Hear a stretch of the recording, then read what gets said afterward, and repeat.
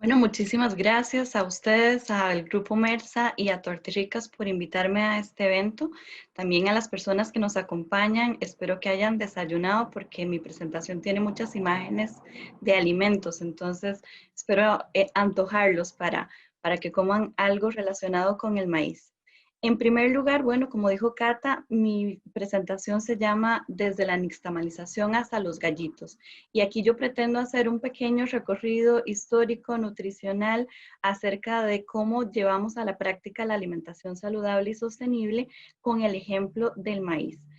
Vamos a abordar estos dos contenidos grandes, el rol del maíz en la alimentación y la nutrición y las dimensiones de análisis para la sostenibilidad.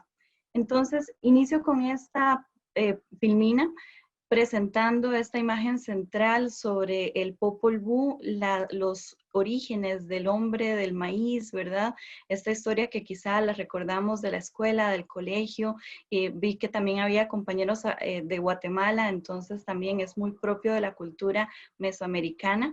Y en esta, pues, a grandes rasgos, los mayas narran cómo a partir de las 4 variedades del maíz, se da origen a las personas, el blanco, el negro, el rojo y también el amarillo. Y bueno, el sea maíz, el nombre científico del maíz, es una graminácea, tiene su lugar de origen, su centro de origen en México y en Costa Rica en el 2014 fue declarado como patrimonio cultural. Entonces, esto nos hace reflexionar que también tenemos, aparte de los mayas y de los aztecas, una cultura indígena muy rica relacionada con el maíz, con este alimento tan básico. Y es que los bribris y cabécares también, al igual que los mayas, tienen desde su cosmovisión el origen de su pueblo. Acá a la izquierda les aparece Cibú, una imagen pues interpretada por un artista, Alexander Corrales, quien se lo imagina cómo está ahí creando a las personas. Y bueno, desde la nixtamalización. Entonces, este proceso es realmente interesante porque este alimento, este zacate, si uno quiera llamarlo, esta graminácea, ¿verdad? Fue domesticada hace más de 10.000 años y en ese proceso las personas aprendieron cómo sacarle el mayor jugo a nivel nutricional. Y esto involucra este proceso que lleva tiempo, lleva por lo menos unas 12 horas de remojo en donde el grano del maíz se cubre con sal, con cal y ceniza. Y en ese proceso, ¿qué es lo que va pasando? Se va separando el ollejo, la cáscara, y va a la vez absorbiéndose calcio. Entonces, esto permite que se forme no solamente esa masa que luego se muele y que podemos hacer toda la infinidad de productos alimenticios, sino que además es una de las razones históricas de por qué nuestros antepasados precolombinos no tenían deficiencias a nivel de huesos, a nivel de dientes, por el simple hecho de que hacían este proceso y obtenían mucho calcio en su alimentación. Y ese proceso pues también nos lleva a reflexionar que en Costa Rica tenemos, bueno, no solamente en Costa Rica, pero específicamente en Nicoya, una de las razones por qué fue declarado el día, como patrimonio cultural es que también tenemos el maíz pujagua, este maíz morado con condiciones nutricionales fantásticas en términos de antioxidantes, que cada vez está más presente en la cultura. Es decir, este estímulo que se hizo realmente ayudó a que se retomara en la mesa costarricense, en los platillos, sea desde un atol, un pinolillo, sean las tortillas y otros productos que están saliendo gracias al esfuerzo colaborativo del pueblo de Nicoya y de Guanacaste en específico. Entonces, algo que es interesante de ver es que para que algo sea, para que una cultura, un alimento forme parte de la cultura, tiene que vivirse. Y es decir, necesitamos tener muchas cosas, necesitamos tener vocabulario propio, dichos, necesitamos instrumentos propios. Acá yo puse unas imágenes que relacionan, por ejemplo, el metate, el comal, los canastos para tortillas, ¿verdad? Instrumentos tan propios de este alimento, pero que a la vez nos reflejan todo un montón de prácticas culturales ancestrales. Esta imagen de abajo probablemente no se ve tanto, pero es un metate de piedra. Es decir, realmente esto viene desde hace miles de años. y no se ha perdido. Realmente muchos de los pueblos originarios y pueblos rurales todavía conservan ese instrumento. También algunos refranes costarricenses. El peor chancho se lleva la mejor mazorca, cada quien sabe con qué tusa se rasca. Es decir, imágenes folclóricas, imágenes que nos permiten entender cómo parte de nuestra idiosincrasia.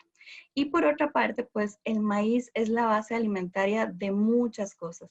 Definitivamente el maíz por sí solo, pues no es tan exquisito, pero cuando empezamos a combinarlo con un montón de alimentos, realmente nos damos cuenta que las posibilidades son infinitas.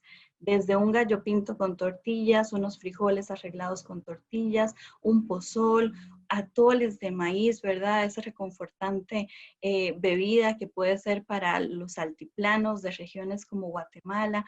También los tamales, ¿verdad? Ese plato fantástico que tiene mil y una variedades, desde dulces, salados, que combinan a veces salsas y otras veces también preparaciones propias de nuestro país. Por ejemplo, acá todo lo relacionado con el pipián, una mezcla de ayote, ¿verdad? Una preparación a base de ayote que enriquece el sabor de muchos tamales. Y por supuesto, no podemos desconocer el que la base alimentaria de nuestra región mesoamericana es el maíz y en muchos casos, y siempre combinado con los frijoles. Esa mezcla entre maíz y frijoles pues nos ofrece ese balance nutricional en aminoácidos que nos ofrece una proteína completa. Acá otras diferencias culturales, por ejemplo, a su izquierda ven una tortilla pequeña palmeada sobre la mesa y a su derecha una tortilla más grande palmeada al aire. Esas prácticas culturales diferentes nos dan esa adaptación o esa señal de que hubo una adaptación a las zonas geográficas y agrícolas de nuestro país. Las tortillas grandes son propias del norte, de Guanacaste, ¿verdad? Entonces, y las tortillas más pequeñas, palmeadas sobre la mesa, son más propias de la región central. Una región central que es un poco indefinida, porque realmente esa práctica es un poco más sudamericana. Nuestro país, Costa Rica, tiene ese encuentro no solo a nivel de biodiversidad, sino también de grupos humanos y que se ve reflejado en esa variedad de prácticas culturales.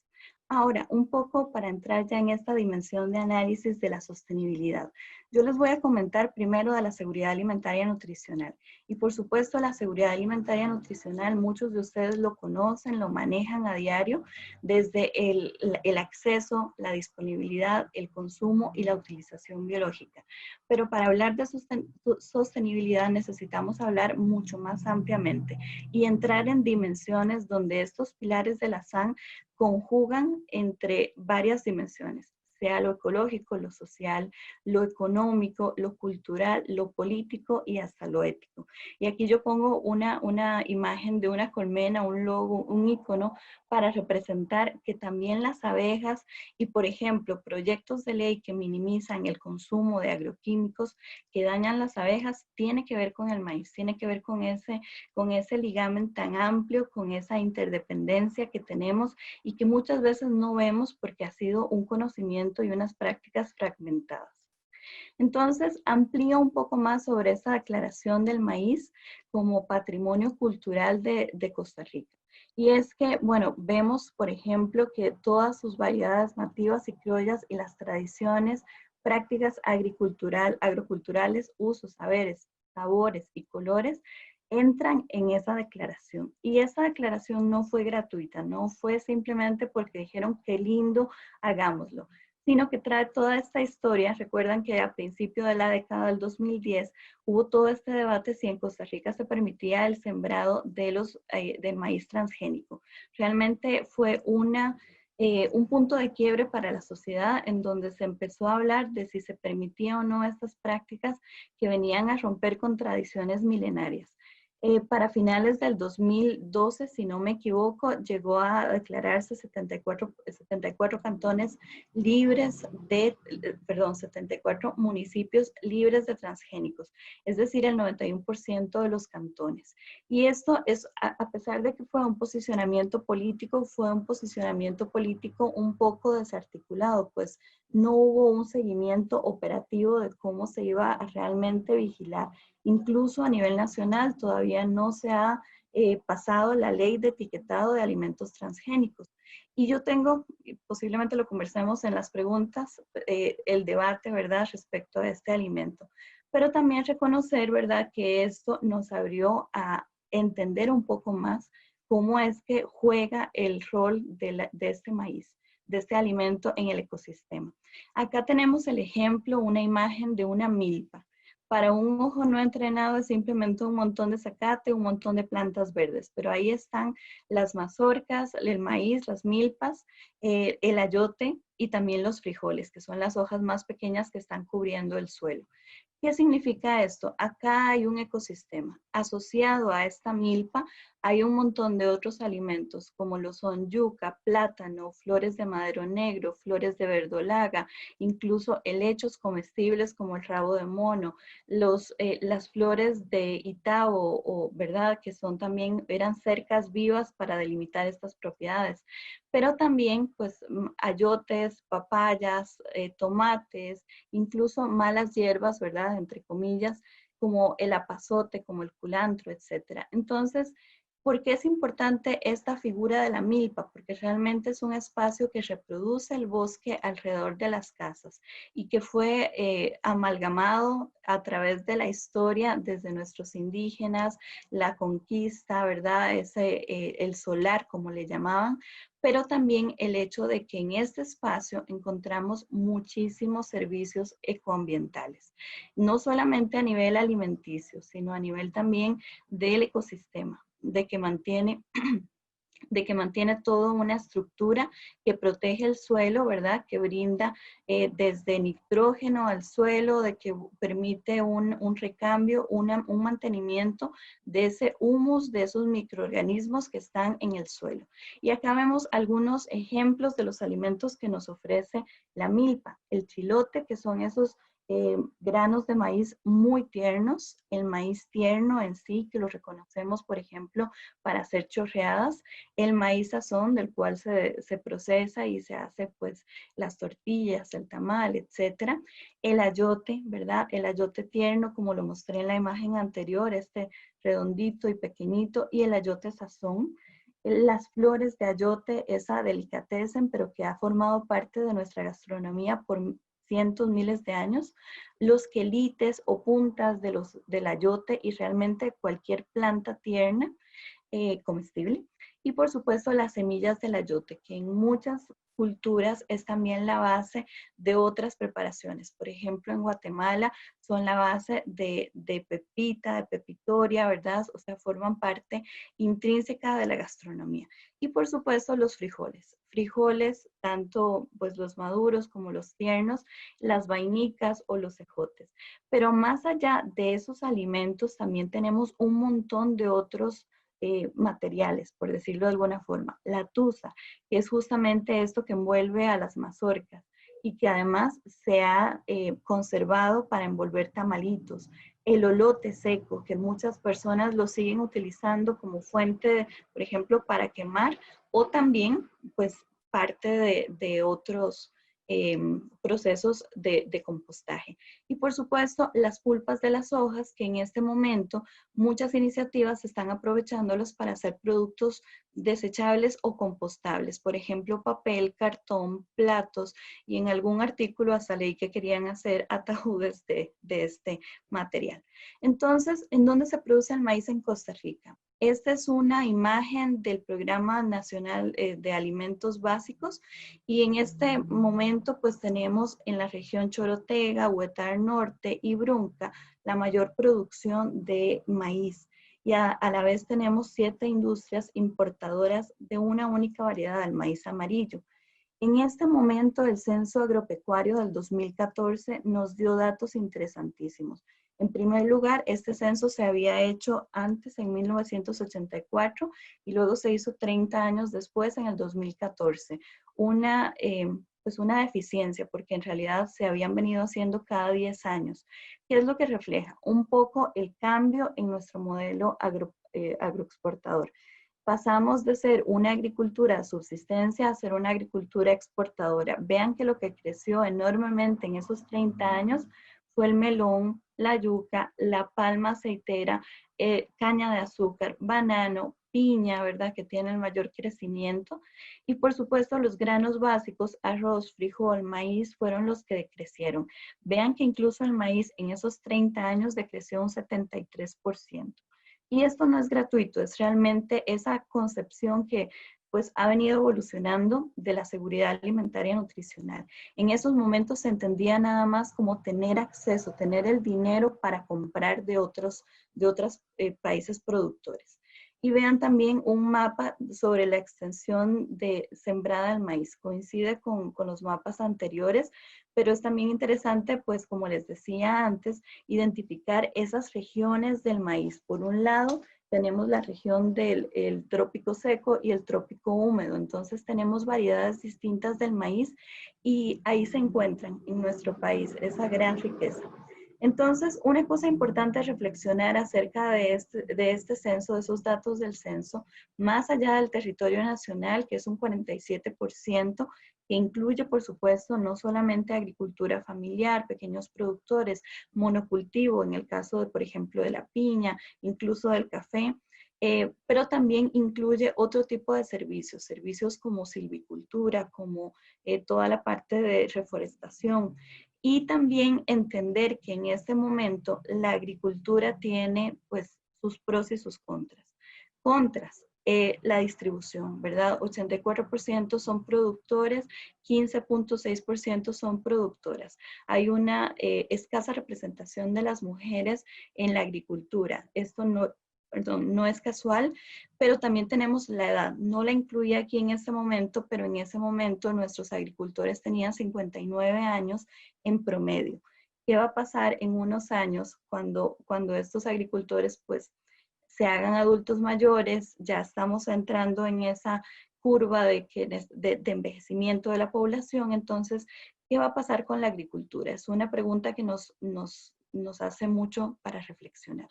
Y por otra parte, otras estadísticas, otros gráficos que realmente nos demuestran cómo ha habido una disminución paulatina en relación a todo el proceso del maíz, ¿verdad? A toda esta cultura maicera hemos dejado de lado y se ha preferido importar antes que tengamos esa soberanía alimentaria. Incluso en este momento de COVID, el término soberanía alimentaria se está retomando, pero hace unos años, hace unos 5, 6, 7 años, ese prácticamente era un término que no podía existir en el vocabulario, en la agenda nacional, en estos espacios del Ministerio de Agricultura y Ganadería, del CNP, porque se veía con esa visión dicotómica de que o era uno o era otro modelo, cuando realmente vemos que en este momento necesitamos tener una variedad de modelos para poder existir, sobrevivir y que nuestros sistemas económicos tengan resiliencia. Por otra parte, las importaciones. Las importaciones, como ustedes ven en estos gráficos, un poquito viejitos porque son los que actualmente existen en el CNP, pues están un poco siempre a la alza. Siempre nuestro país importa muchísimas toneladas de maíz y solo un maíz, el maíz amarillo o en algunas fracciones el maíz blanco, principalmente de Estados Unidos, de otros países de Centroamérica, también México, ¿verdad? E incluso de Brasil, que es otro de los productores a nivel regional de maíz. Este maíz que se importa definitivamente es un maíz que proviene de monocultivo, ¿verdad? Y acá vemos imágenes de cómo es un paquete tecnológico, donde empieza con las semillas mejoradas y con el agroquímico, y donde definitivamente las personas están en poca cantidad porque estos paquetes tecnológicos y además las planicies geográficas de Estados Unidos, de Brasil, hacen que sea muy mecanizado, muy desprovisto del elemento humano. Por otra parte, todo el impacto en el agua, el impacto ecológico, el impacto ambiental, y por otra parte el reflexionar que estos grandes mercados, estas grandes extensiones de monocultivo, lo que hacen es que generan que este sea un alimento commodity, es decir, un producto de mercado donde vale más que más que el alimento, los subproductos. Uno de esos subproductos es el jarabe de maíz de alta fructuosa, los extruidos, ¿verdad? Que generan además muchísimo consumo de productos, bueno, entran en la cadena de productos altamente procesados y a la vez pues generan un consumo con patrones, como ya hemos visto en los días anteriores, que no son los más recomendables. También, por otra parte, a nivel individual o a nivel de las comunidades, de las familias agricultoras, ¿qué es lo que pasa? El monocultivo genera dependencia. Dependencia a estar comprando esa semilla, a estar comprando esos abonos agroquímicos, ¿verdad? Para realmente obtener las supuestas o más bien las esperadas tasas de producción. Y por otra parte, esa explotación, esa competencia que se genera, más que entender que es un proceso de solidaridad, de apoyo mutuo, se siente como un modelo de competencia que definitivamente amenaza la biodiversidad y los ecosistemas. Nada más como para reflexionar, vean esta imagen que muy en contraste con la milpa, pues tiene los suelos totalmente limpios. Esto, por supuesto, facilita el proceso de que las máquinas y las personas transiten por ahí, pero a su vez deja mucha exposición a los suelos, a que se erosionen, a que el agua pues se lleve los nutrientes, a que los microorganismos que habitan en el suelo pues no generen un humus rico y esto pues a la vez hace ese círculo vicioso de dependencia con abonos, con agroquímicos para protección contra los insectos, etc. Entonces, nada más como para entender un poco este proceso de dependencia. Estas son algunas de las variedades que existen en nuestro país de dos alimentos. A su izquierda del maíz, a su derecha del frijol. El frijol sí ha tenido un proceso mucho más intenso y más acompañado de estar viendo variedades nuevas y que se mantenga el frijol también a través del mejoramiento participativo, es decir, el mejoramiento con las personas, por las cosechas subsecuentes y no solamente en espacios de laboratorio. Y vean los nombres son muy propios de nuestra cultura, ¿verdad? Que reflejan esos grupos indígenas o lugares, ¿verdad? Específicos de nuestro país. Pero por otra parte, cuando vemos los nombres del maíz, de las variedades que existen en nuestro país, lo que vemos es nombres pues, semillas mejoradas. Para ver un poquito de este proceso de la semilla mejorada, ¿verdad? Infograma de la UCR acerca del proceso que se da en el PITA, ¿verdad? Y también que es el programa de transferencia de tecnología en alimentos.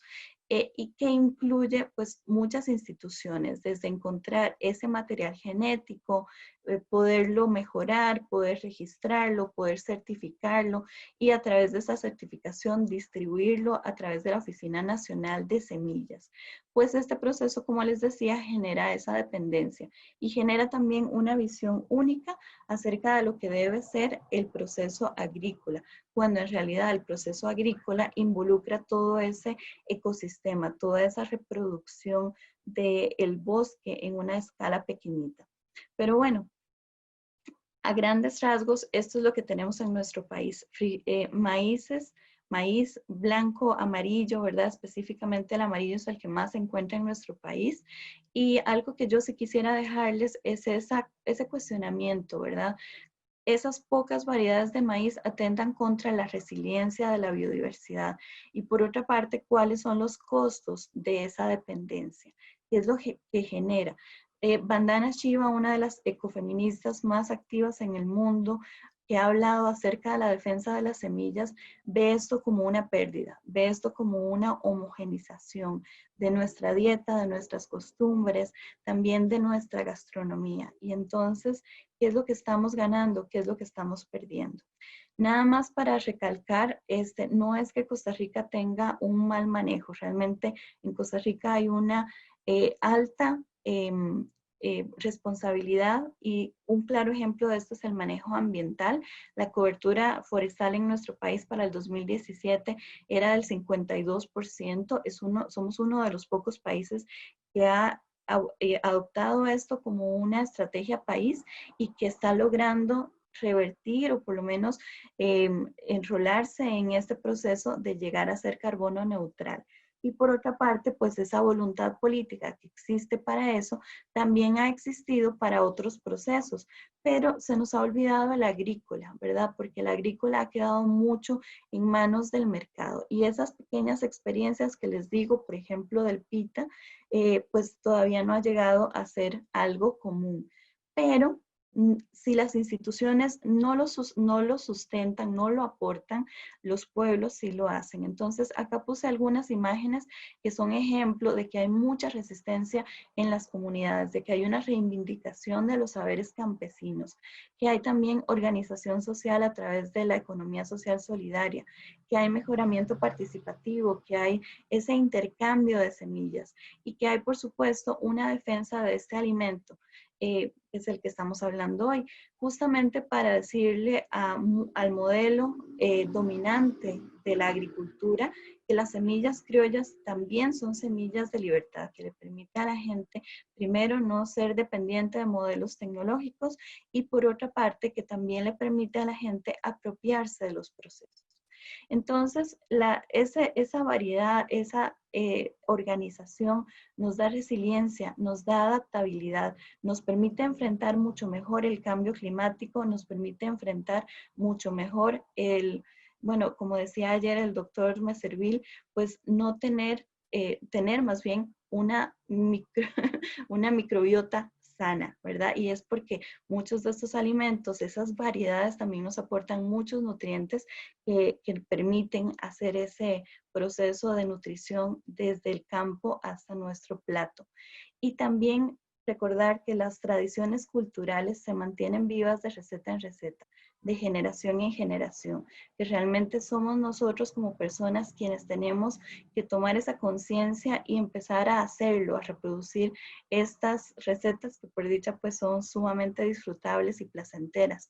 Y a nivel pues más institucional, fortalecer esos procesos que nos permiten mantener esas tradiciones. De nada sirve que las personas hagan las cosas si no hay una estructura social que dé soporte. Entonces, también estas organizaciones como el PITA de Agricultura Orgánica, el Centro Especializado de Lina en Agricultura Orgánica, los encuentros que se hacen de maíz y frijoles, y es que esta dupla no se puede divorciar. Y por otra parte, también las iniciativas como el Plan Nacional de Gastronomía Costarricense Sostenible y Saludable.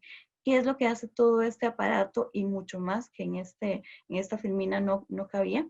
La revitalización de las prácticas culturales y gastronómicas, el mejoramiento participativo, de semillas, el intercambio de semillas criollas y por supuesto poner en la boca literal de todo el mundo esos festivales gastronómicos, esas recetas. Termino un poco ya con esta filmina de la teoría ecológica de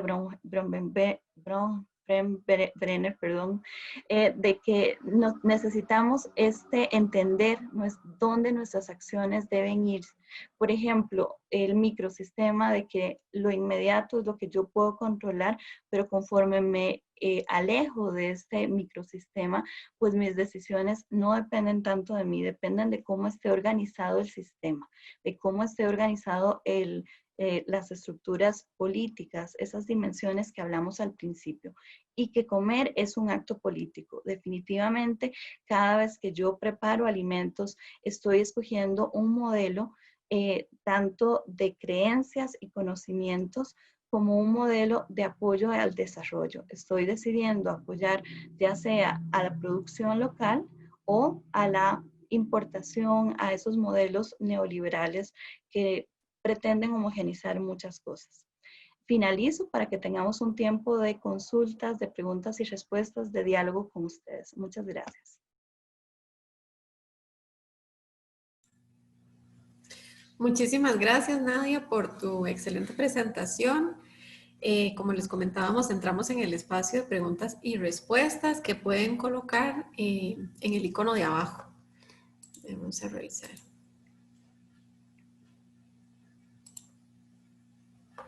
De momento no tenemos ninguna, no sé si estarán, demos tal vez un par de minutos para ver si alguien, ok. Tengo varias que dicen excelente presentación, excelente presentación. Gracias Muchas por la gracias. reflexión.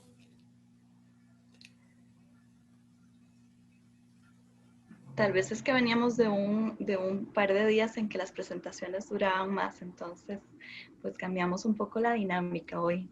Sí, sí, sí, exactamente.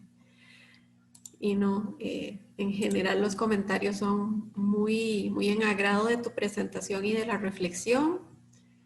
Eh, y no, no sé, vamos a ver si ingresa alguna otra adicional. Y yo dejando espacio para que conversáramos. Por acá hay una. ¿Es posible utilizar a las guías alimentarias como instrumento político para el incentivo del consumo del maíz? Sí, no solamente del maíz, porque vean que realmente el hecho de que nuestro alimento base sea el maíz nos da pie a, que a toda esta asociación. Voy a devolverme un poco en las imágenes para encontrar esta imagen que les quiero mostrar, que realmente la milpa, ay, no puedo volver, que realmente la milpa es ese cultivo asociativo. Entonces, realmente en la milpa encontramos muchísimos alimentos propios de la cultura costarricense.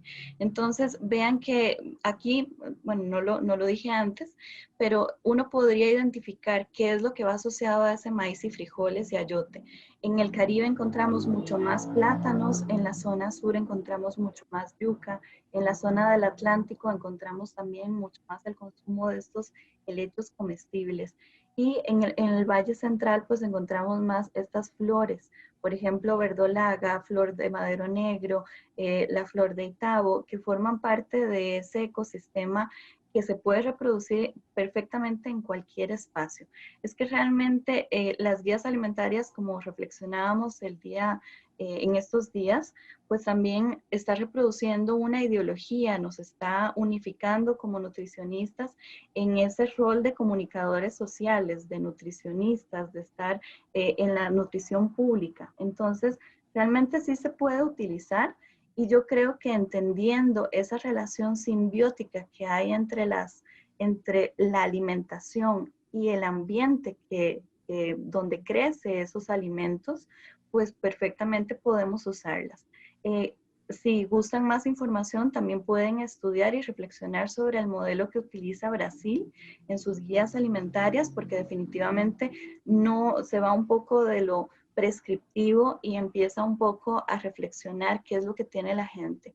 También es una guía muy interesante porque realmente Brasil son como un montón de países juntos con cultura distinta, entonces realmente ha sido una estructura, una reflexión y repuesta en escena muy interesante y muy inclusiva de la gente, de validar los conocimientos y también, como decía una de las presentadoras, de esa libertad, de esa autonomía alimentaria, de dejar a las personas escoger lo que tienen a mano con criterios claros de cómo lograr ese balance y la salud. Ujú. Hay otra, perdón, otro comentario que dice que en Panamá se está trabajando en fortificar alimentos para una mejor seguridad alimentaria. No sé tú si tengas algún comentario al respecto. Bueno, cada país hace esa evaluación de la fortificación en base al perfil epidemiológico.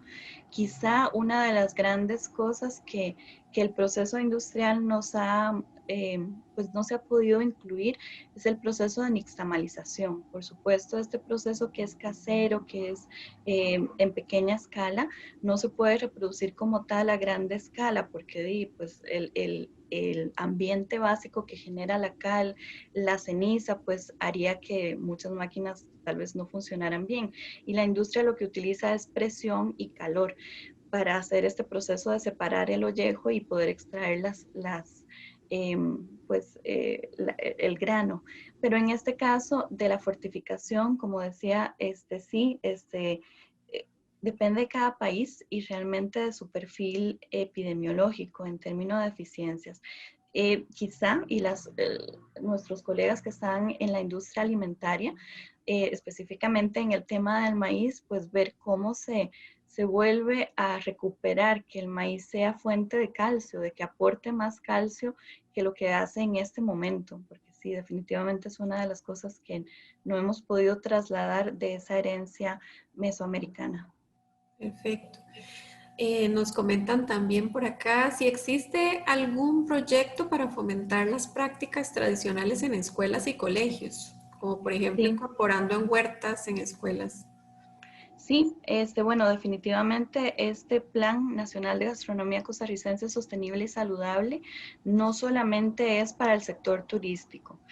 Se ha pensado así porque son los primeros que han decidido hacerlo, pero realmente todo el tema del, digamos, los nuevos menús de Panea fueron pensados también en que tuviera ese balance nutricional, de que permitiera que haya ese enlace entre el sector productivo, ¿verdad? Con el PAE, ¿verdad? Que es el programa de alimentación escolar, donde pone en contacto directo a las personas productoras con los centros educativos por medio del CNP, el MAC y los centros agrícolas cantonales.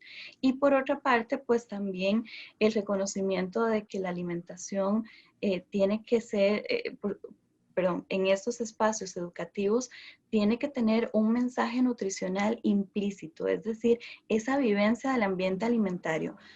Yo no voy a almorzar a las 9:30 como se hacía antes, sino que la hora del almuerzo es entre 11 y 1.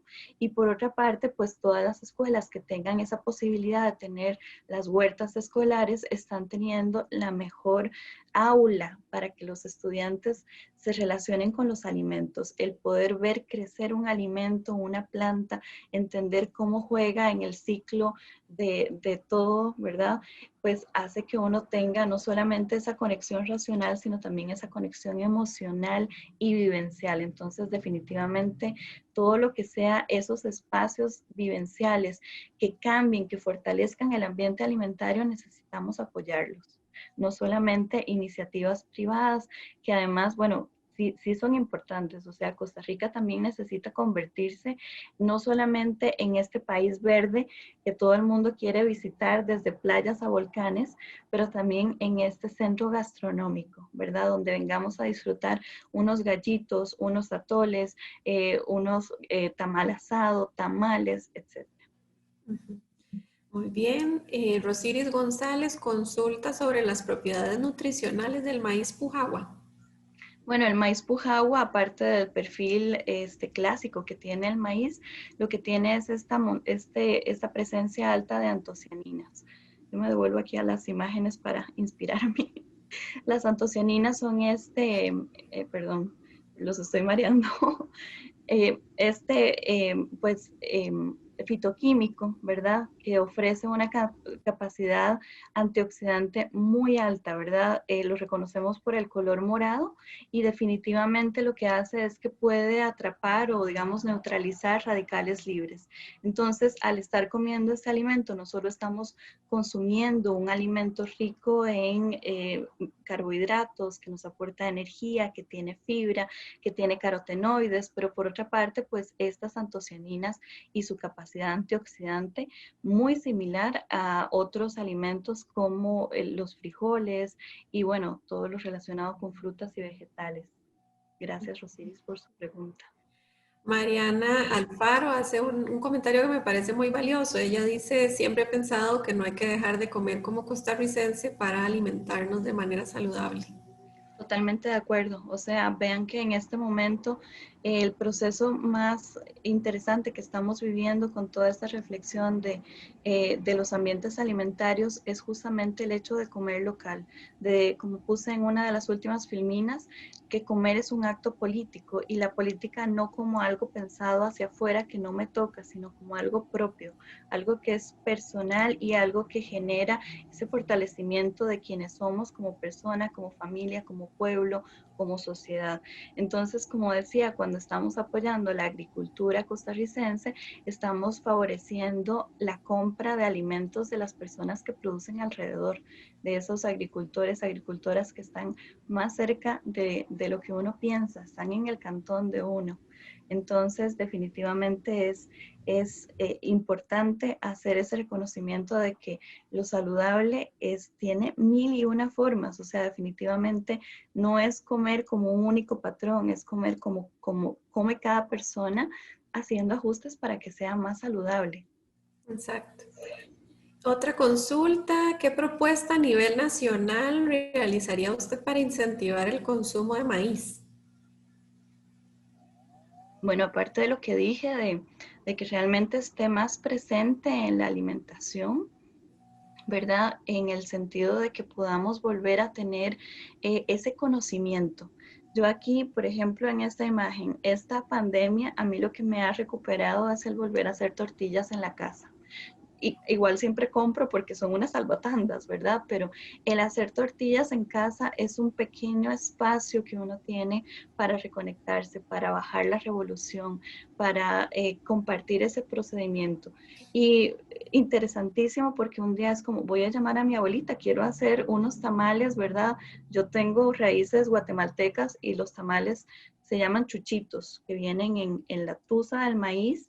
Son muy fáciles, son unos tamales como para desayunar un domingo, un sábado como hoy, pero no me acordaba exactamente cómo hacerlo. Entonces, el simple hecho de llamarla, de conectarnos con nuestras personas adultas mayores, de esas personas de la familia, pues realmente abre todo estos espacios de fortalecimiento, de resiliencia, de identificarse con los alimentos y no solamente comer mecánicamente porque tengo hambre, sino comer con sentido, comer con esa pasión, con ese gusto.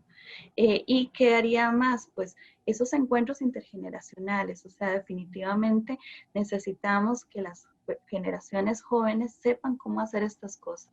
¿Qué mejor que poner a los adultos, a mayores, qué sé yo, invitar a esa señora que hace estas tortillas tan ricas a que nos llegue, bueno, cuando podamos, que llegue a la escuela y que nos dé un tallercito de cómo se hacen las tortillas? O, ¿verdad? Pues todas estas experiencias que hay en los festivales agroalimentarios, donde vemos desde los alimentos que nos venden los agricultores hasta las recetas que están en la comunidad. Otra de las consultas dice, ¿existen dietas comerciales que satanizan el consumo de maíz o los productos elaborados a base de maíz y que cómo se podría luchar contra eso? Interesante pregunta, o sea, realmente yo creo que necesitamos empezar a ver los alimentos como son, o sea, realmente ningún alimento es bueno o malo por sí solo, depende de muchos factores, entonces satanizar un alimento realmente, eh, ¿cuál es el objetivo, verdad? ¿Es solo un perfil bioquímico que va a generar, metabólico, que va a generar en nuestro cuerpo o estamos, porque a ver, voy a hacer una comparación tal vez que nos puede vincular con eso. Todos, absolutamente cada uno de nosotros tiene raíces indígenas, pero no la conocemos, la desconocemos. Está en nuestra sangre, está en nuestras facciones, en nuestro color de piel, pero probablemente está escondida. El hecho de que reconozcamos esas raíces nos conecta con una historia. Y lo mismo pasa, pues, pienso yo, cuando hacemos este tipo de eliminaciones de un grupo, de un alimento. O sea, estamos perdiendo algo más que ganar algo, ¿verdad? Metabólico, bioquímico, lo que sea, estamos perdiendo muchas cosas. Esa es mi reflexión. Ujú. Muchísimas gracias, excelente tu presentación. Un gusto. Y hay algunas consultas que sí nos quedaron por ahí, te las vamos a hacer llegar para que Mucho sean gusto. contestadas posteriormente. Muchísimas gracias, Nadia. Un placer. Que sigan disfrutando el día.